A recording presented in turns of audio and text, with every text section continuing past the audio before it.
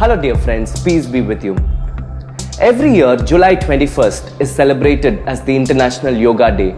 But for Catholics all over the world, the practice of yoga still remains to be an unsettled question. Since the magisterium of the Catholic Church has not given any definitive statement specifically to the practice of yoga, it leaves the faithful at the risk of interpreting it for themselves, which is always very dangerous. So based on my study and research, I would like to present to you a few facts about yoga and then analyze it under the holistic teaching of the Catholic Church. So before we go any further, let's define what is yoga. Yoga is a physical spiritual system that originates from Hinduism that seeks to achieve an enlightened state of oneness with the universe.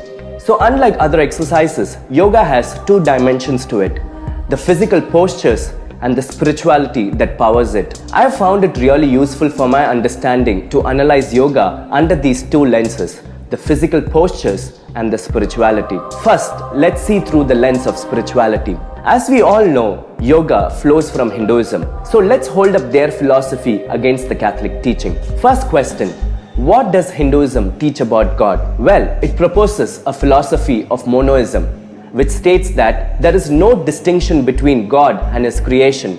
Both are one and the same, which is why we see Hindus worship elements of creation like the sun, the trees, and animals. Well, the Catholic Church would disagree and say God is neither part of creation nor one among creation, but the very essence of being itself.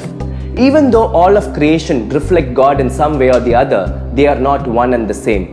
God is the creator and we are His creation, which is why worship belongs only to God the creator and not the creation. Second question: what does Hinduism teach about the human body? Well, it proposes the philosophy of Gnosticism. Gnosticism states that everything that is material is bad, which includes our body, and only spiritual matters. So it basically says that human beings are spirits trapped in a material body, and our life journey is to free ourselves from this bodily prison. But the Catholic Church would disagree and say the body is good. Human beings are body-soul union. The Catechism of the Catholic Church says the unity of body and soul is so profound that one has to consider the soul to be the form of the body. So our body is good. Very good. Third question: what does Hinduism teach about prayer? Well, it says prayer is all about freeing of one's energy, quietening of the mind, and focusing on the self to attain enlightenment. So it basically says prayer is all about you. But the Catholic Church would vehemently disagree and say that prayer is raising of one's mind and heart to God and the way we commune with Him, and it's definitely not just about you. So in conclusion, can a Catholic practice yoga for meditation or for spiritual exercise? The answer is a resounding no, because the spirituality of yoga is not compatible with the Catholic faith and runs contrary to the first commandment. Now let us see yoga through the lens of physical posture.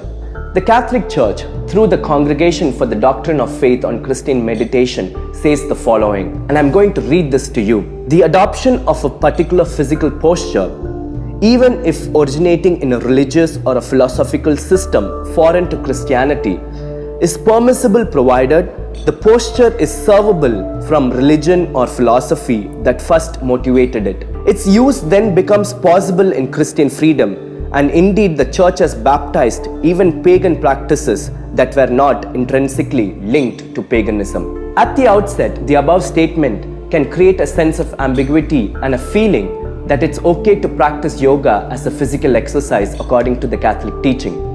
But let's ask a few questions to clarify. Can the physical postures of yoga be completely separated from its philosophy? Ask any yoga instructor or anyone who is practicing yoga, they will tell you that the physical postures are as important as the philosophy itself. Both the physical posture and the philosophy are very much interconnected. Second question: if the physical posture of yoga can be separated from its philosophy, then why call it yoga? Why not choose another form of physical exercise? I think it's an interesting question to ask all the Catholics who vehemently support the practice of yoga and justify it saying that I just use it as a physical exercise.